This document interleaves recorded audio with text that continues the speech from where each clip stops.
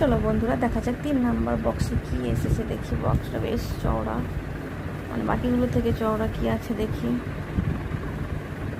মিশো থেকে অর্ডার করেছিলাম। অবশ্যই সংসারেরই কোনো জিনিস হবে।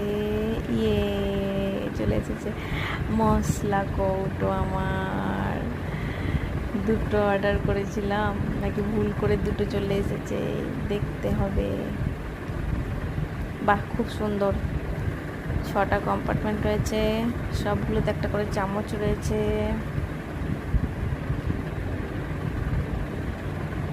খুবই সুন্দর, খুব শক্তপোক্ত, ভীষণ শক্তপোক্ত, মানে জিনিসটা খুব সুন্দর, খুব সুন্দর। একটা রিটার্ন করে দেবো।